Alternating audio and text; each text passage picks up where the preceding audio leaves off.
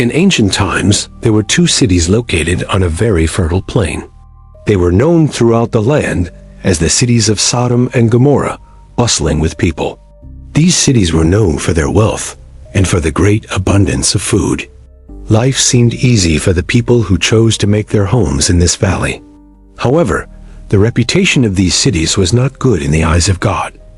The people had grown very wicked, and their behavior was a great offense against heaven. The outcry against the sins of Sodom and Gomorrah was loud and constant. It reached the ears of the Lord, who decided that it was time to investigate. Living near these cities was a righteous man named Abraham, a friend of God. His nephew, a man named Lot, lived directly inside the wicked city of Sodom. Lot had chosen to live there because the land was green and well-watered. He pitched his tent near the city, eventually moving his entire family inside its walls. God spoke to Abraham, telling him of the plan to see the city's sin. He intended to go down and confirm if the wickedness was as bad as reported. This news troubled Abraham greatly, for he knew his nephew Lot was there. He also felt compassion for any good people who might be living among the wicked. So Abraham stood before the Lord and began to bargain for the city's survival. He asked God if he would spare the city for the sake of 50 righteous people. The Lord agreed, saying he would not destroy it if 50 good people were found. This showed the great mercy that God was willing to extend to the city. Abraham, feeling bold, then asked what would happen if there were 45. Again, the Lord promised that he would spare the city for the sake of 45 people. Abraham continued to test the limits of God's patience and mercy. He asked if the city would be saved if only 40 righteous people were found living there. God once again agreed to Abraham's plea, showing his incredible willingness to listen. The Lord promised that for 40 people, the city would not face his judgment. Still, Abraham felt he must ask for more, lowering the number again. He asked if the city could be spared for the sake of only 30 righteous individuals. The Lord's answer was the same as before, a promise of mercy. For the sake of 30 good souls, he promised that the city would remain untouched. Abraham then made his plea even smaller, asking for 20 righteous people. He was worried he was being too bold, but he continued to ask for divine mercy. God showed no anger at Abraham's repeated questions. He promised again that for 20 good people, he would not destroy the sinful city of Sodom with fire. Finally, Abraham made his last and smallest request of the Lord. He asked if God would spare the city for the sake of just 10 righteous people. The Lord gave his final promise to Abraham. He said, "For the sake of 10, I will not destroy it." This was the final number in their bargain. After this conversation, the Lord went on his way, and Abraham returned home. The fate of the city now rested on finding at least 10 good people inside. That evening, 2 angels, who appeared as ordinary men, arrived at the gates of Sodom. Lot was sitting there, as was the custom for city elders and leaders. When Lot saw these 2 strangers, he immediately stood up to greet them. He bowed low to the ground, showing them great respect and honor in his heart. Lot insisted that these men come to his home to spend the night. He offered to wash their feet and give them food and a safe place to rest. At first, the angels said they would simply spend the night in the town square. They wanted to see for themselves what the city was truly like after dark. But Lot insisted very strongly that they must not stay in the open square. He knew the great dangers that the city held for any strangers visiting there. Finally, the 2 angels agreed to go with Lot to his house. Once there, he prepared a great feast for them, baking fresh bread for his special guests. Before the men could even lie down to go to sleep for the night, a great disturbance began to unfold outside of Lot's house in the darkness. The men of Sodom, both the young and the old, came from every part. They surrounded Lot's house, their hearts filled with evil intentions against his guests. They began to shout at Lot, demanding that he send out the 2 visitors. They wanted to abuse the men who had come to stay in his house. This behavior confirmed the extreme wickedness that was present in the city. Their lack of respect for guests was a great sin in the ancient world and today. Lot went outside to speak with the angry and violent mob of men. He closed the door behind him to protect the two angels who were inside his home. He pleaded with the crowd, calling them his brothers and begging them not to act so wickedly. He urged them to leave his guests alone and go home. In a moment of absolute desperation to protect his guests, Lot made a terrible offer. He told the crowd that he had 2 virgin daughters he would send out. He offered his own children to the evil mob, telling them to do as they please. This showed how sacred the duty of protecting a guest was to him. The mob of men completely rejected Lot's desperate offer of his 2 daughters. They were not interested in the women. Their evil desire was for the male visitors. The men shouted at Lot, calling him an outsider who had no right to judge them. They threatened him, saying they would treat him worse than his guests. The crowd then began to surge forward, trying to break down the door. They wanted to grab Lot and force their way inside his house to get the angels. Just as they were about to succeed, the 2 angels acted with divine power. They reached out from the doorway and pulled Lot safely back inside the house. Immediately after pulling Lot inside, the angels slammed the door shut again. They then took further action to stop the evil mob from getting inside the house. The angels struck all the men who were crowded outside the door with blindness. The men suddenly could not see, and they grew very weary trying to find the door. Now that Lot was safe inside, the angels revealed their true purpose for being there. They told Lot that they were there to destroy the entire city.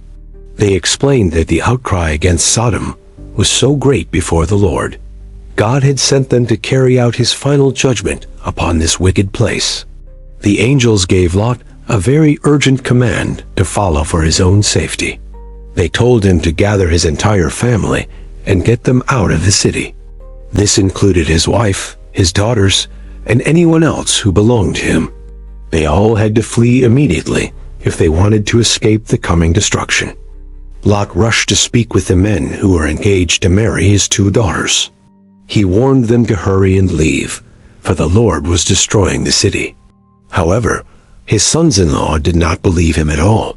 They thought he was only joking with them, and they laughed at his urgent and serious warning. As the morning began to dawn, the angels urged Lot to hurry up. They told him to take his wife and 2 daughters who were still with him. If they did not leave immediately, they would also be swept away. They would be killed in the punishment that was about to fall upon the entire city. But Lot hesitated, perhaps sad to leave his home and his belongings behind. He was slow to act on the angel's urgent command to flee for his life. So the angels grabbed him by the hand, and they also grabbed his wife. They took his 2 daughters by the hand and led them out of the city. The Lord was being very merciful to Lot and his immediate family. The angels forcefully brought them to safety outside the city walls before the destruction began to fall. Once they were safely outside, one of the angels gave a final strict command. He told them, "Flee for your lives. Don't look back at the city." The angel also commanded them not to stop anywhere on the plain. They were told to flee to the mountains, or they would be swept away by fire. Lot, however, was afraid to go all the way to the mountains. He feared that some disaster would overtake him, and he would die before he reached them. He asked the angels if he could flee to a small town that was nearby. He pleaded with them, saying the town was small enough to be spared. The angel agreed to Lot's request to flee to the small town. He promised that the town, which was later named Zoar, would not be overthrown with Sodom. The angel urged him to hurry and escape to the small town. He said that he could not begin the destruction until Lot was safely inside its walls. By the time Lot finally reached the small town of Zoar, the sun had risen. The sky was bright over the land, but this was about to change.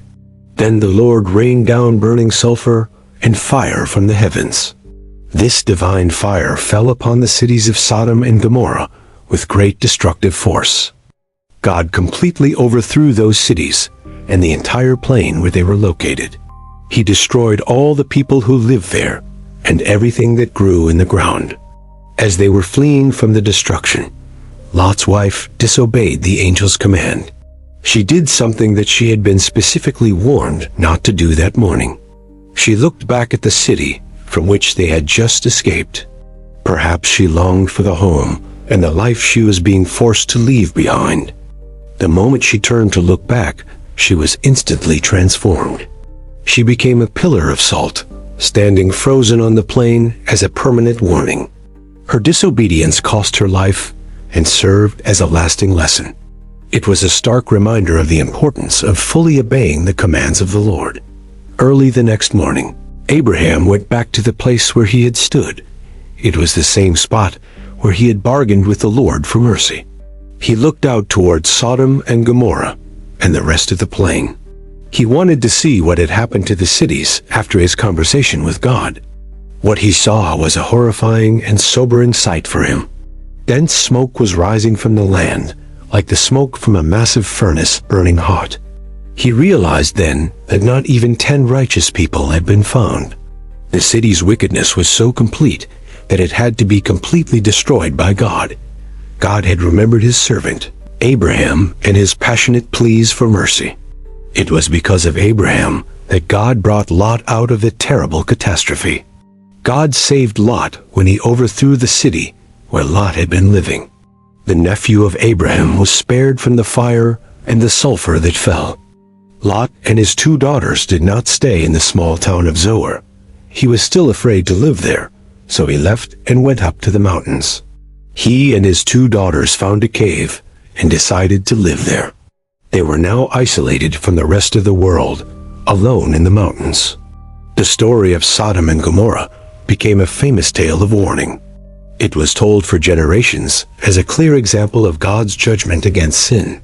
The cities were never rebuilt, and the area became a desolate wasteland. The land around the Dead Sea is a reminder of the judgment that occurred there. The people's sins were described as very grievous, including pride and arrogance. They had plenty of food, but refused to help the poor and the needy. Their lack of hospitality was shown by their actions toward the angelic visitors. They sought to harm strangers instead of welcoming them with kindness and open arms. This story highlights the importance of righteousness in the eyes of God. Even a few righteous people could have saved the entire city from its destruction. It also demonstrates the power of intercession and prayer for other people. Abraham's bold conversation with God showed his deep love for his fellow human beings. God's willingness to listen to Abraham shows his incredible patience and mercy. He was willing to spare the city for just a handful of good people. The escape of Lot and his family shows that God makes a way out. He provides a path to safety for those who follow his commands in faith. Lot's hesitation shows how hard it can be to leave a life of comfort. He was slow to leave his home, even when facing certain death from fire. The fate of Lot's wife is one of the story's most famous parts. Her simple act of looking back had a permanent and very deadly consequence for her. It teaches that half-hearted obedience is not enough for true safety. Turning back to a life of sin, even with a glance, can lead to ruin. She became a monument of warning against longing for a sinful past. Her salty pillar stood as a silent testimony to all who would pass by later. The destruction was sudden, and it was also absolutely complete. Nothing was left of the cities, their people, or the vegetation that had once been so green. This serves as a reminder that divine judgment can be swift and final. The consequences of persistent and unrepented sin can be very severe and frightening. The story contrasts the wickedness of the city with the righteousness of Lot. Even in a corrupt place, it is possible for one person to remain faithful. Lot was not a perfect man, as his offer of his daughter showed. However, he was considered righteous by God because he was tormented by the city's sin. He was vexed in his soul day after day by the lawless deeds. He hated the evil that he saw and heard all around him in Sodom. The two angels were messengers of both investigation and divine judgment. They came to confirm the sin and then to execute the sentence that was passed. Their blinding of the mob was a small display of their heavenly power. It protected Lot and showed the foolishness of men fighting against God's messengers. The story is located in a real geographical area near the Dead Sea. This gives the ancient account a grounding in the actual history of the world. Archaeologists and scholars have long debated the exact location of the lost cities. Some believe they are now submerged under the waters of the Dead Sea. The narrative has had a profound impact on many cultures and religions. It is referenced many times in both the Old and the New Testaments. It is used as a symbol of ultimate wickedness and divine punishment. The names Sodom and Gomorrah are synonymous with depravity and moral corruption, even to this day. The lesson is not just about the past, but also for the future. It calls every generation to live lives that are pleasing to God and righteous. It emphasizes caring for the poor, showing hospitality to strangers, and turning away from evil. These are virtues that are valued throughout the entire biblical story. In the end, God's justice and His mercy were both on full display. He justly punished the wicked cities, but He mercifully saved Lot and his family. Abraham's role shows that one person's faith can have a huge impact. His prayers and relationship with God directly led to the rescue of his nephew, Lot. The smoking ruins left a permanent impression on all who saw them. The story of Sodom and Gomorrah is a powerful and timeless cautionary tale for all.